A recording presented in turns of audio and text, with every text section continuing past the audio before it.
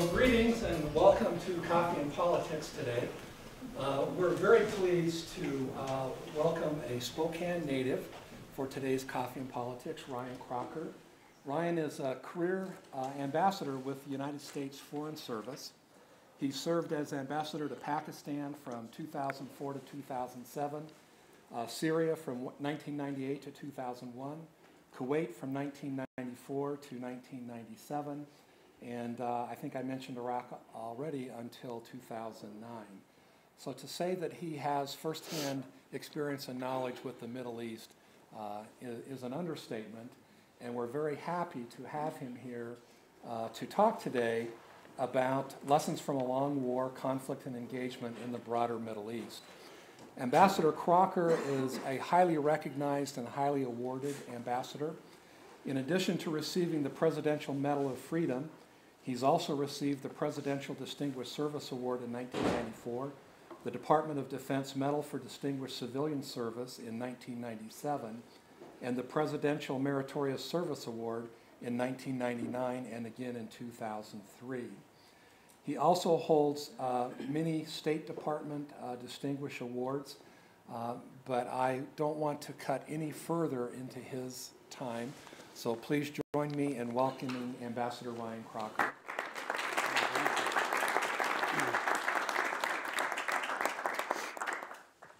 Well, thank you very much, and good morning to all of you. I knew it was called Coffee and Politics, but I didn't realize it was coffee, politics, and upscale pastries, which is, I'm sure, why many of you are here. I actually have a Washington State University connection. My mother went to school here back when it was Washington State College. She only completed her freshman year because that was the Depression, and she didn't have parents, and she had to drop out. She just could not pay the tuition, even what it was back in those days. So there's always been kind of a resonance for me with Washington State. I think it's particularly appropriate to mention that connection now as we face certainly not the Great Depression, but some major economic challenges in higher education with the 14% tuition increases. My mother wanted to be a teacher. She would have been a very good one. So when people of talent are forced to curtail their education, the loss is not just to them. It's to society as a whole. And as our legislators in Olympia are wrestling right now with how we manage these cuts and where they are, I hope very much they are not even more extensively than they already are in our state education system. This has to be a system that educates the children of ability, not just the children of privilege. So that's one of my little pitches for the day. Kind of titled this Lessons from a Long War because that's how I view my engagement in this region over a considerable length of time. For America, the world changed on 9/11 when the war on terror came home to us. I guess I could say for me, it started 2 decades before that when I was in the American embassy in Beirut, Lebanon, April 1983, when it was blown apart by a terrorist bomb. I was in Lebanon as well 6 months later when the Marine barracks went up. So, again, a long war. I spent 5 years after 9/11 between Afghanistan, Pakistan, and Iraq. Longer, of course, than we were engaged in World War II, and clearly the fight goes on. So what lessons have I learned from this lengthy engagement? Well, we start with geography, and I've got this map up. because even in our great universities, Americans often tend to be geographically challenged. Understanding that Morocco does not have a common border with Belgium and things like that. So we start with geographical definitions. What is the broader Middle East? And here we see right away the challenges. The State Department defines it one way, starting in Morocco in the northwest corner of Africa, moving through Arab North Africa, the Arabian Peninsula, Iraq, the countries of the Levant, Syria, Jordan, Israel, and Lebanon, and then farther east through the non-Arab state of Iran. And the State Department draws the border right there at the Iranian, Afghan, Pakistani border. The Department of Defense defines it another way. The uniformed military defines it yet a third way, not including the Arab Maghreb, starting with Egypt, proceeding farther east to Afghanistan and Pakistan, but also including the countries of Central Asia. My definition is yet a different one.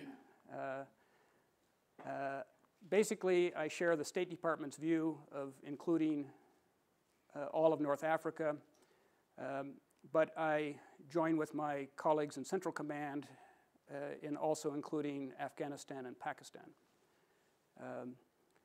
And I do this for the highly idiosyncratic reason that these are all countries that I have served in or have visited. But there are other better reasons. If you're engaged in a long war, it helps very much to understand how your adversary defines the terms and defines the geography. And for our primary strategic adversary, Al-Qaeda, they very much see this region as a whole. Active, obviously, in the Afghan-Pakistan theater, active in the Arabian Peninsula, Yemen very much now a focus of attention, certainly very active in Iraq, but also active through Al-Qaeda, the Maghreb, throughout North Africa. So that's one reason I think of this region in the terms I do. There's another reason. This whole area shares some important commonalities, even though it is not exclusively Arab. One of the most significant is its history of engagement with the West. Because every modern state I've mentioned here has been occupied by at least one Western army. The only exception, really, the central part of Saudi Arabia. The two coasts were occupied, not the central desert. Everywhere else was, often more than once. Again, we tend to lose track of that as Americans because if we're geographically challenged, we're also pretty much ahistorical. Don't bother me about yesterday. A focus on yesterday is not what built this great country. We're about today, we're about tomorrow, let's just get on with it. But yesterdays do shape today's and they influence tomorrow's. And nowhere is that more the case than in this region. I have my own date for the beginning of the contemporary chronology, 1798. Very few Americans understand what happened of relevance in 1798. That was the year that Napoleon Bonaparte invaded Egypt. Again, surprise to most of us that he was ever anywhere near Egypt. He had some time to fill between major European engagements. But Middle Easterners remember it very well, and not just in Egypt. Napoleon very soon gave way to the British, but the pattern of engagement and confrontation very clearly set in 1798, and I would argue that for the broader Middle East, that is still the era we are in today. that 9/11 changed many things, certainly in this country, but seen from the vantage point of the region, it's part of a continuing process of engagement that began more than 2 centuries ago.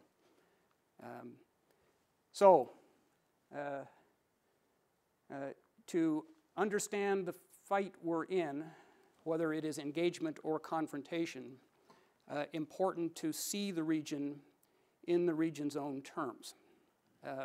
So it's not just an understanding of history, it's understanding the narrative of history as it is believed and perceived in that part of the world. It may not match, it will not match our own accounts, and it may not match objective reality, whatever that may be.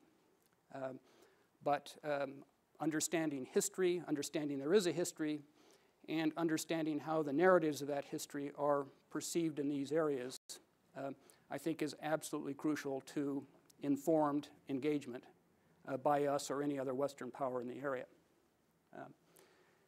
And just to illustrate how the narratives differ, there is I know that the students in the audience are starved for reading suggestions, so I'm happy to provide one. It's called The Crusades Through Arab Eyes by a Franco-Lebanese writer named Amin Maalouf. And what Maalouf did was narrate the history of the Crusades, drawing exclusively on Arab and Islamic chronicles. And not much of a surprise, it is a totally different history than you pick up reading the Western chronicles. May not be right, may not be accurate, but the history of the Crusades, as it is told and taught in schools of this region, does inform how that region perceives the West and, in this current iteration, the U.S. in particular. So, understand the geography, understand the history as it is read and taught in the region itself. And it's not just history, it's not just politics, it's the broadest possible understanding of a unique and different culture. That means understanding its art, its literature.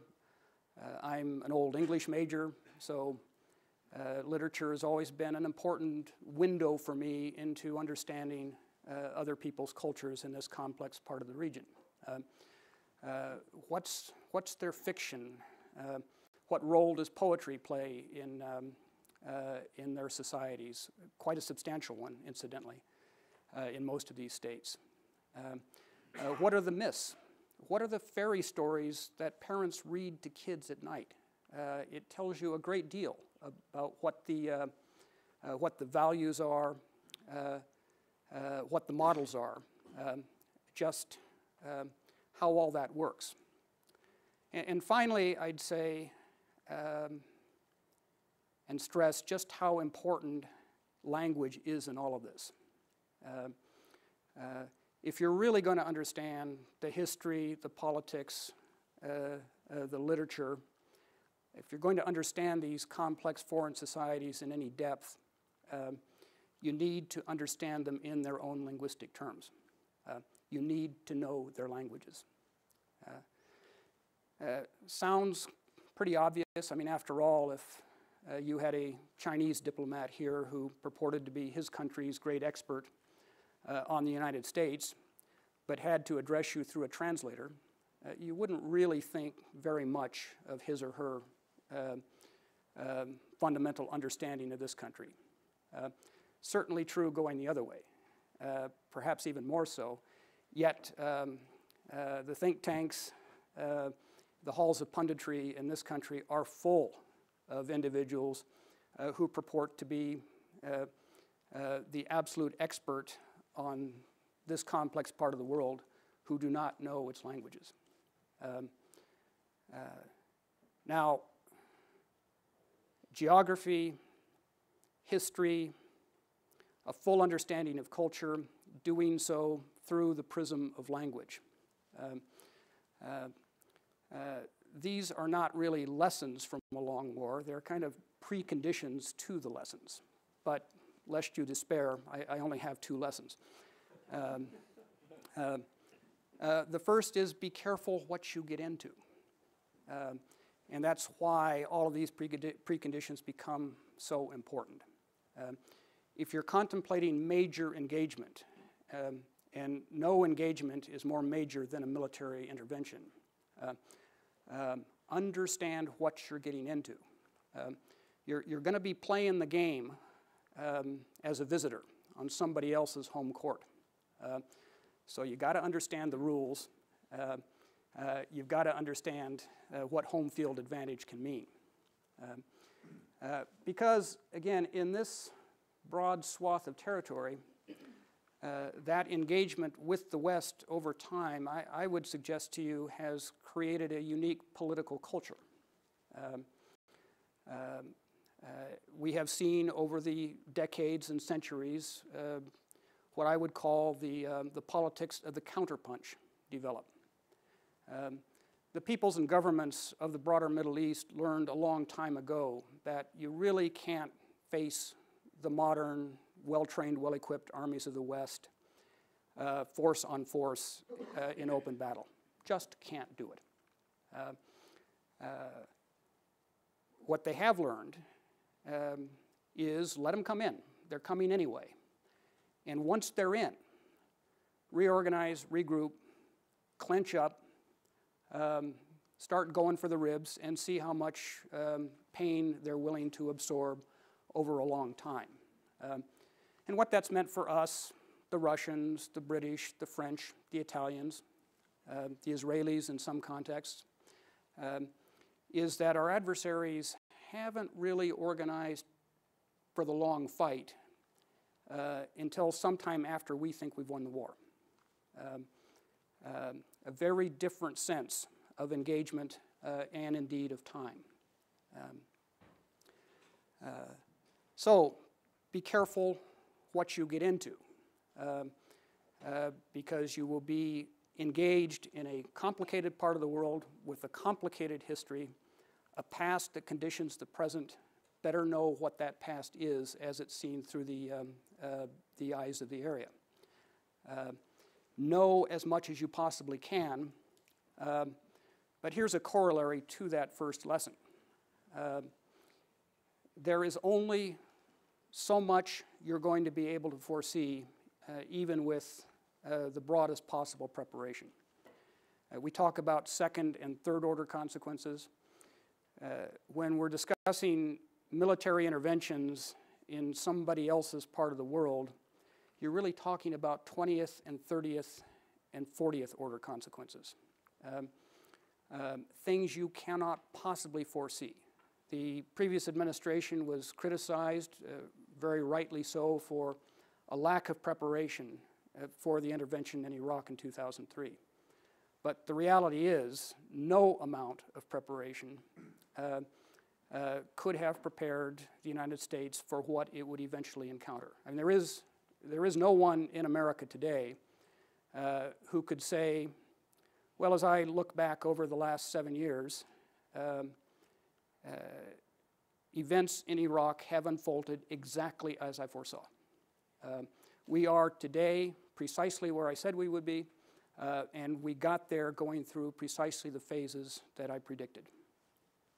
Nobody alive can honestly do that.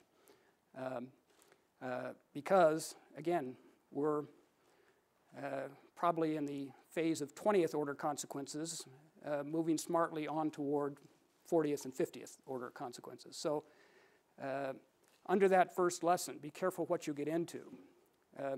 Not only approach the notion of a major intervention with great care, take a clear-eyed look at what you can't know and ask yourself, how much risk are you prepared to assume to avert the danger you can foresee or achieve the goals you're able to identify? Because there is going to be a great big black hole of the unknown that you are opening the door into when you cross the line of departure. So an adequate appreciation of what's out there that you don't know and can't know has to be part of that equation of being careful what you get into. That would take me to a second lesson. We tend to be better at absorbing the first one, at least in retrospect, than the second one. And the second one is be at least as careful over what you contemplate getting out of. Disengagement can have as consequences just as serious as engagement in the first place. And for any of you afflicted back in the day with chronic insomnia who may actually have watched the interminable hours of testimony that General Petraeus and I provided to Congress in September of 2007, would recall that was the theme. That was a period in which pretty much the majority in both houses of Congress kind of got the first lesson. Lots of criticism over, well, we weren't careful about getting in, so now let's head for the exits. And what we tried to say was, look, this hasn't gone the way you hoped. You don't see a way forward. It's costing way too much in blood and treasure. You know, we got that. You're tired of it. We understand. But you then owe yourselves and the American people a very serious discussion over what the consequences of disengagement under the circumstances that prevailed in mid-2007 would be. And we tried to lay those out, not as a form of scaremongering, but simply saying, you know, think about it. I just give you one illustration that illustrates both points for me, my experience in Lebanon in the early 1980s. By the time of I got there, beginning of 81, we did not like the way things were progressing at all in Lebanon. There was a Syrian and PLO ascendancy that was taking hold in this bitter, bitter civil conflict. The Israelis were tired of it too, and we decided along about 1981 that time to really shake the tree here. The Israelis launched an invasion in June of 1982. It had our tacit but full support. We just wanted it different. Well, we got it different. Again, be careful what you get into. Think through how your adversaries view the engagement and the fight, and try to sketch out what those 10th, 20th, 30th order consequences might be. One of those consequences was the creation of Hezbollah, sponsored by Syria and Iran in the immediate aftermath of the Israeli invasion, summer 1982. Hezbollah is still with us. The massacre of Palestinian civilians in the Shatila refugee camp. Unforeseen, probably unforeseeable, yet with huge consequences. It brought the Marines back in the fall of 82, and of course, in the fall of 83, the catastrophic bombing of the Marine barracks with the loss of 241 service members. Careful what you get into. Consider your adversaries and their reactions. Consider the consequences you can't foresee, but then consider the consequences of disengagement, which we did, of course, in 1984. And that tragic chapter came to a close for us, or so we thought. But again, the lessons our adversaries absorbed still very much affect this map of the Middle East. And our adversaries, again, primarily Syria and Iran, and it informed their approach to Iraq. Because when I arrived in early 2007, I had this uncomfortable feeling I'd seen the movie before. The Syrians were supporting Al-Qaeda and Ba'ath regime remnants in the west part of the country. The Iranians were supporting extremist Shia militias in the center, the south, and the east.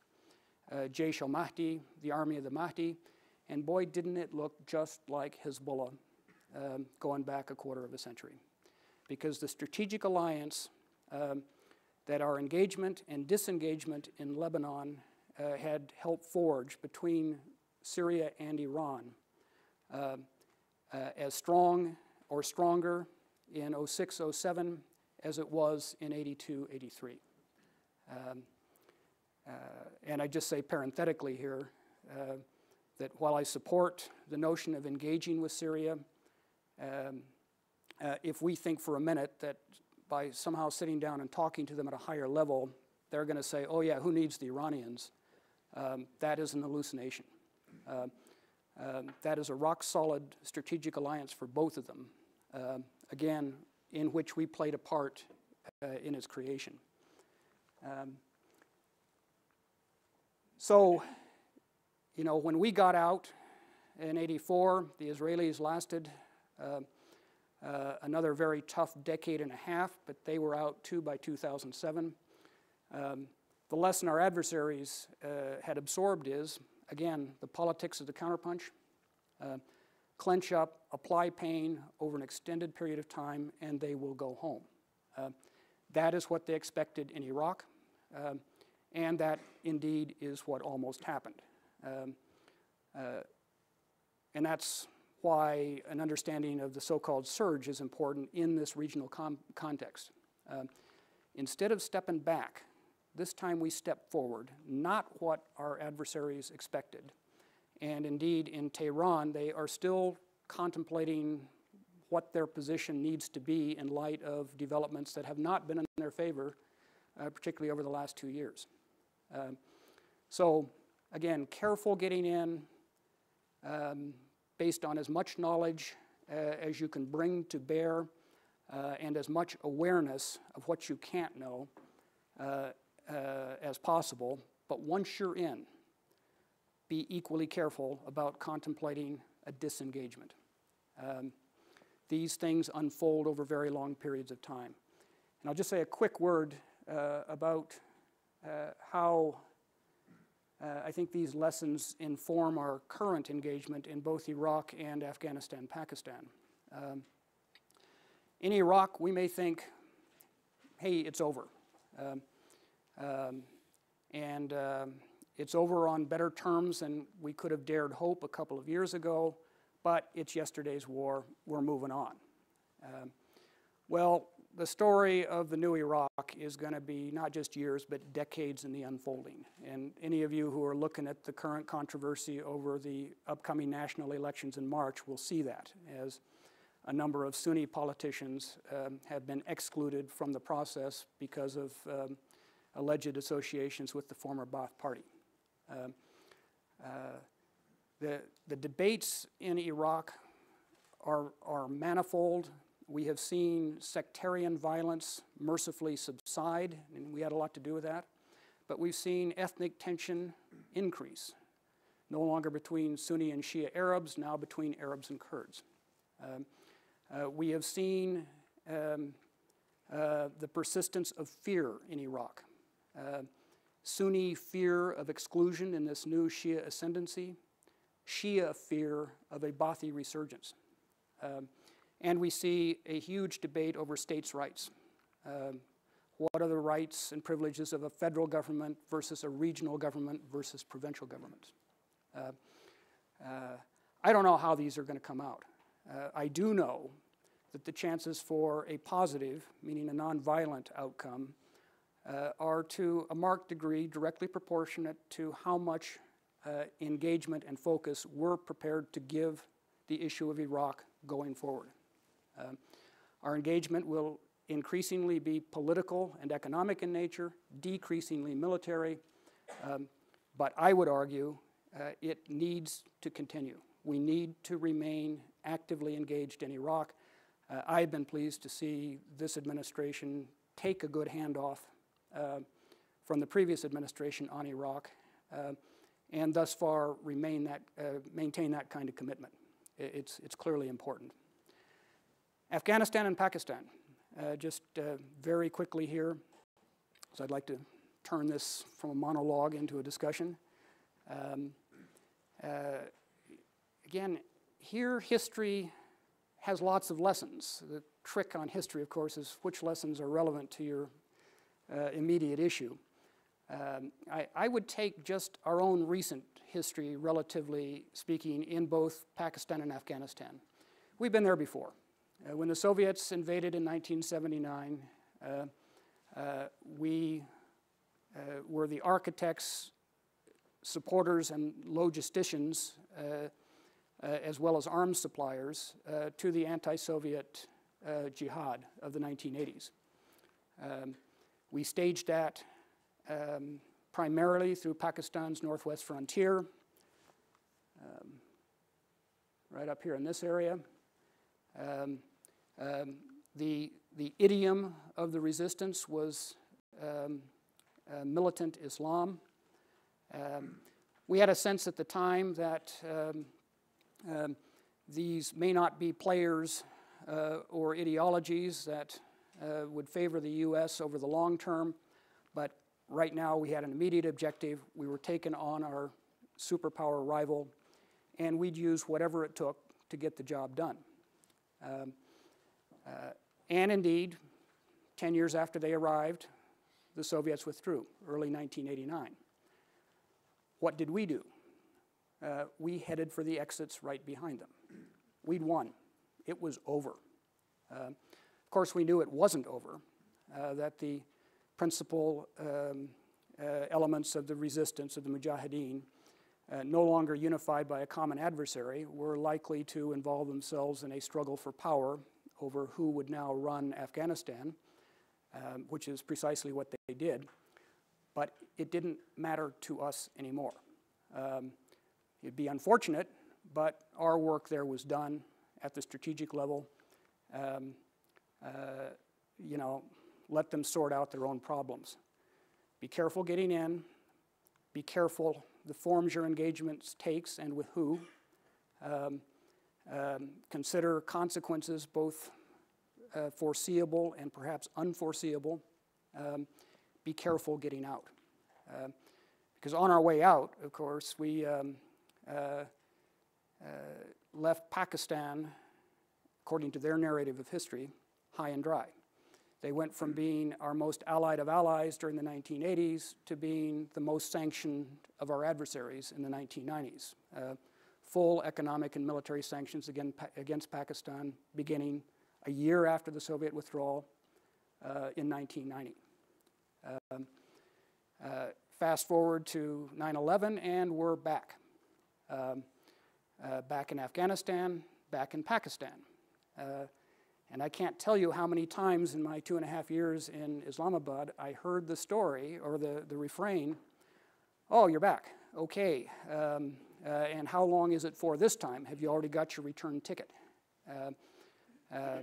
Because we know what you did last time. So are we kind of hedging our bets here a little bit in Afghanistan? You bet you we are. Because we're going to have to live here after you leave, just like we had to live here in the 1990s after you left. For you, it is the issue of the moment. For us, it's existential. Now, I think, again, both the previous and the current administrations have done a great deal to try to signal we are looking to a long-term strategic relationship with Pakistan. But this will take time to change attitudes affected by their own narration of history. Because again, along with being geographically challenged, ahistorical, and relentlessly monolingual, we also tend to be impatient. Again, it's linked to our sense of history or ahistory. We want it done today. And if it can't get done today or by the day after tomorrow, then we're moving on to something else. And that's, again, in the context I'm describing, what our adversaries have come to count on and our allies have come to fear. So it won't surprise you to hear me say I think the Obama administration did the right thing in Afghanistan. If Iraq was hard, Afghanistan was harder, and pleased to see my friend and colleague Michael Baumgartner here, who has had experience of both of them. Yet it doesn't get any easier if we decide we're going to walk off the stage. The movie's going on without us. And if we don't like the first 3 or 4 reels in Iraq, as we didn't in 2007, or the first 5 or 6 in Afghanistan today, well, the next 23 reels without us are likely to be a whole lot worse. So consider the consequences of disengagement as well as of engagement. The last thing, and this really is the last thing, is just to make a pitch for my former service, the Foreign Service. We are the most expeditionary of all of America's services, far more so than the Marines, although they hate it when I remind them. 70% of us are overseas any given day of the year. That's why they call us the Foreign Service. There are only 6,400 Foreign Service officer generalists in the entire Department of State. That is fewer than there are full-time members of military bands, as has been famously remarked. Yet we bring to these complex issues precisely the attributes that I was listing before. A sense of history, a sense of how foreign cultures work because we live in them. All of us are fluent in at least one foreign language. And you don't need a language to join the Foreign Service. The Foreign Service teaches language, and it does it better than any other institution in America. So I hope the students in the room will think about the Foreign Service as a career choice. I was commenting before the presentation that the service has gone a long way to look like America. Roughly half of our junior officers now are female. We've worked very hard at recruiting disadvantaged minorities. But one area where we don't look like America is in our geographical distribution. There aren't very many Foreign Service officers from the inland Northwest. Not because education and background doesn't equip our young people to succeed in the Foreign Service. It's because most of us don't know there is a Foreign Service. So I hope those of you in your senior year or in grad school, whatever your career aspirations may be, hope you'll get on the computer, go to state.gov, and follow the links to the Foreign Service exam. It's given now, I think, 3 times a year because we finally got money to hire for the first time in 2 decades. It's free. It takes 1 Saturday of your life, and there really is no penalty for failure. You can take it as many times as you want. And the oral examination panels, that's the second step after the written examination, tend to look with favor at applicants who have tried repeatedly to pass the written because it indicates the seriousness of purpose and commitment. So hope all of you will think about the Foreign Service, and then you can go forward and do your level best to try to undo the unholy messes that me and my generation have created in the broader Middle East over the last 3 decades. And with that, happy to take your questions or comments.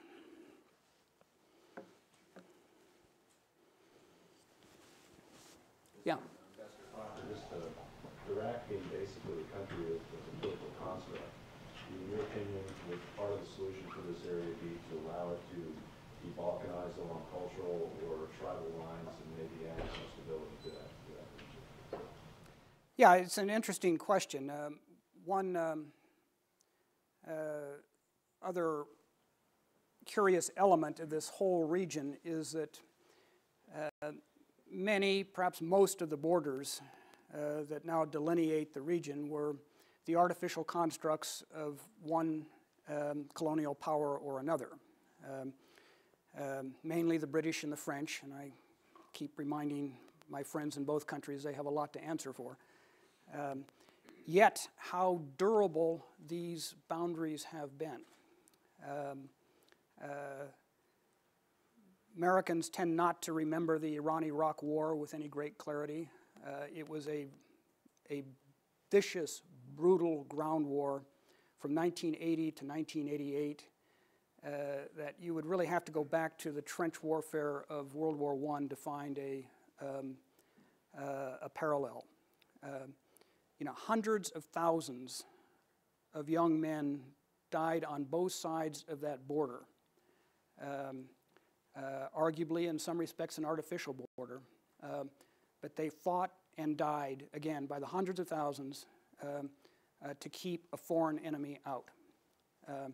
And most of those who died on the Iraqi side were Shia Arabs, co-religionists of the Iranians, but bitterly divided by history, language, and ethnicity. That's one aspect of Iraq that we saw really develop after 2007, this passionate Iraqi nationalistic attachment to the country. Does this include the Kurds?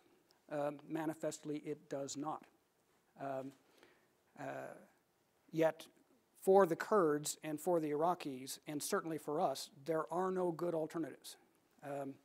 When you look at the countries that have significant Kurdish populations, Iraq, Iran, Turkey, Syria, countries united by absolutely nothing,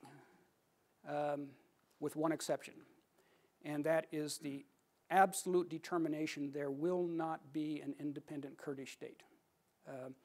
An unacceptable existential challenge to all four of those countries. Do the Kurds have aspirations of independence? Of course they do. But this is where our engagement becomes so important over time. In my many, many conversations with Kurdish leaders, I would often pose the question to them, what were the worst of times for Iraq's Kurds? And there'd be some debate over that. Was it Anfal with Ali Hassan Majid just receiving another death sentence for his role in the gassing of Kurds? Was it before, was it after? But then when I pose the second question, what are the best of times? No debate at all. Now, right now, today, never been better. Peace, relative prosperity, autonomy within an Iraqi constitutional framework, this is as good as it has ever been. And my response to that was, right, don't blow it. Don't think you can pursue this the next step because you can't into an independent Kurdish state. The region will not tolerate it. And since you have done other things in the past on the expectation of what the U.S. might do to support you, I'm here to tell you we're not going to be there to support you because it's unsustainable. So I think this for Iraq is probably as good as it gets within its borders, however artificially that construct may have been originally. Iraqis are ready to fight and die to preserve them, and a whole lot of other peoples are ready to fight and die to see that they are not changed in a way that would admit of a Kurdish state. Yeah. Could you comment on the prospects for the surge in Afghanistan compared to Iraq? Not with any real knowledge or coherence, except to say I've got enormous confidence in the people who are leading our effort out there, whether it is General McChrystal or Ambassador Eikenberry in Kabul or Ambassador Patterson in Islamabad. There was, during the debate on our policy, there was a school of thought that said, let's just focus this in on our strategic enemy, Al-Qaeda, and its closest supporters, and let's do it through unconventional means, drones, and special forces.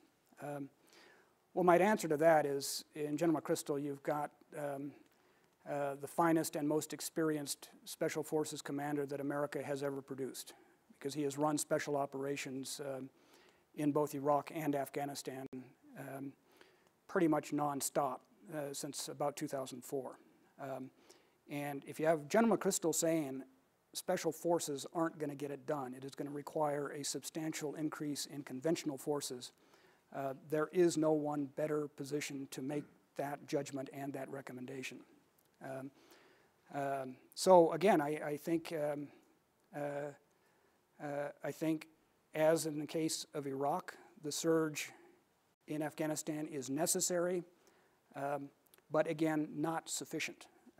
A hugely complex challenge that is going to require all elements of U.S. national power and a concerted effort on the part of our coalition partners through NATO, as well as constructive engagement from Pakistan to get this on the right course. And we're just going to have to see. I mean, look, I do not make predictions on the future in Iraq, as well as that by many measures is currently trending.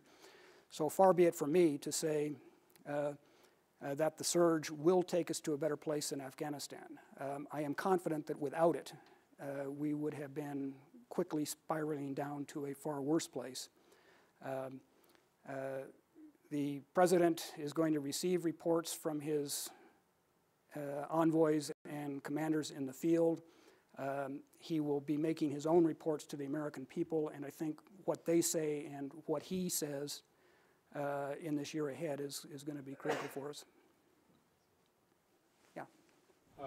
Some people say that maybe we made the wrong decision going in. Some people say it was the right decision. If we succeed in creating a functioning democratic state, what's the payoff in 20 years for the United States? Well, let me get at the first part of that too, because we get ahistorical pretty quick in America, and in the debate over the last few years on Iraq, not a lot of attention paid to the historical what-ifs.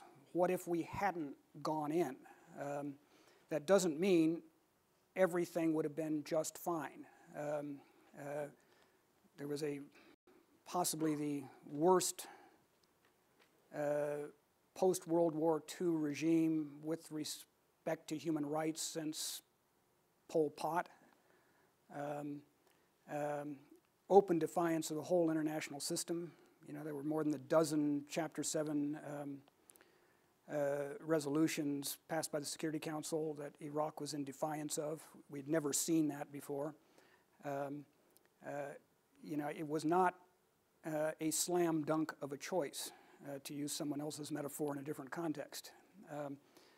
There would have been negative but unknowable consequences of not having intervened militarily in 2003. What are the ramifications over the long term? I don't know, because Iraq's progression is going to be very long and very painful. The debates are existential, and they take place in a climate of overarching fear that Americans have trouble, again, comprehending because of our own great good fortune. 20 years from now, will they have reached the sun-dappled upland of security, peace, and prosperity in a pluralistic society? I hope so.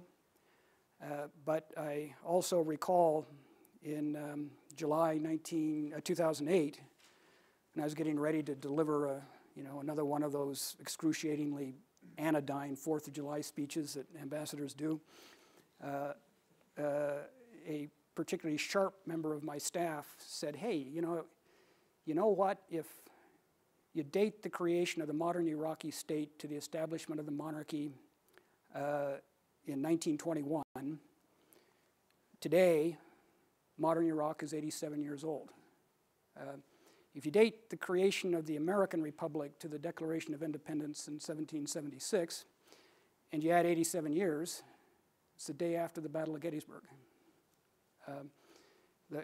Her point being that we didn't exactly get it all knit together right at the establishment of our republic, and fought what is still the bloodiest fight of our existence for our existence.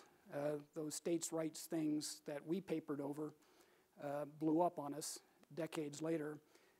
These, in many respects, are the same issues that Iraqis are wrestling with right now. Can they do it more quickly? Can they do it with less turmoil and bloodshed? I certainly hope so. But these are very, very tough issues, and again, will require a very long, sustained U.S. engagement if they're going to come right.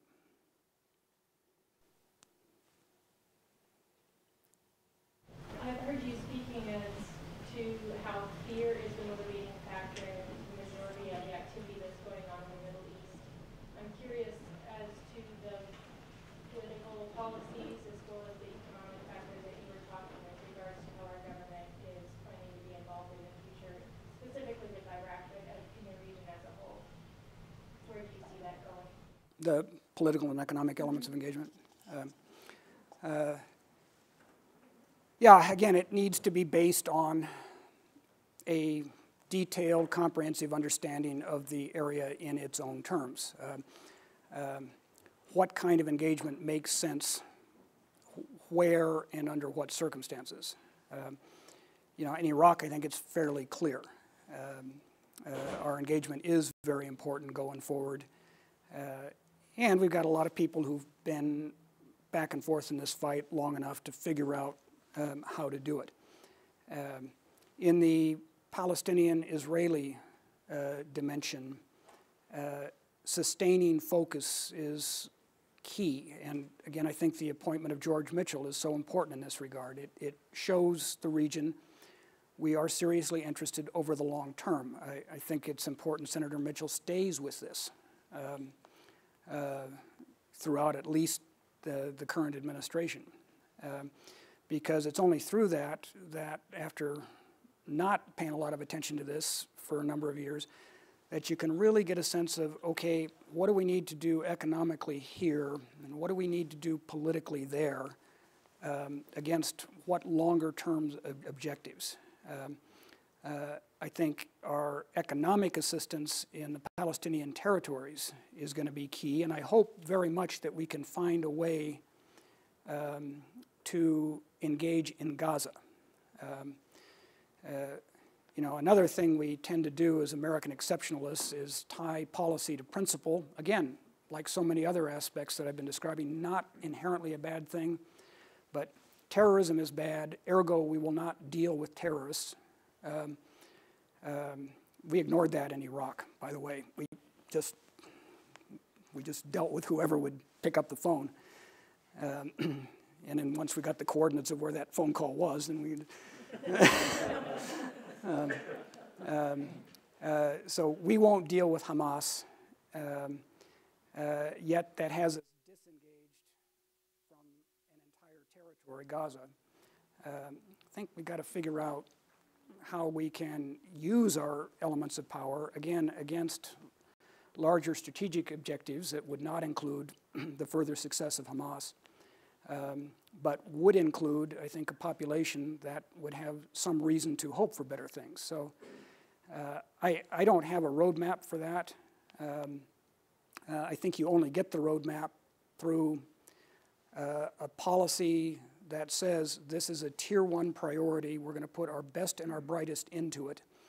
And over time, they will develop recommendations as to what instruments of power are going to be more effective where. Engagement with Syria, you know, a case in point.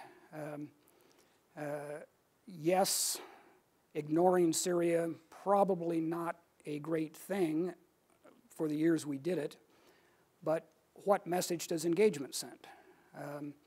Again, against that backdrop I am describing, I would think in Syria, there is going to be a current of thought that says, you know, we were right. That's how you deal with the Americans. Hunker down, don't give an inch, make no concessions. and eventually they'll come to you. You never move to them. So how do we structure engagement with Syria in a way that does not reinforce the message that I think they're pre-wired to receive is going to be a challenge. So again, effective engagement / confrontation only come through that process I was trying to describe before.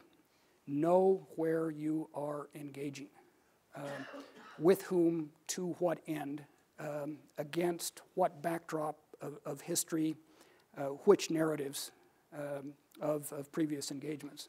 And I think we're still kind of charting that map in the Palestinian-Israeli and Arab-Israeli dimension, having put it in a drawer for, I think, too many years. Well, Ambassador Crocker, thank you very much. I think we've run out of time. We appreciate you coming very much. I should also mention that Ambassador Crocker is now Dean Crocker as the new Dean of the George H.W. Bush School of Government and Public Service at Texas A&M. So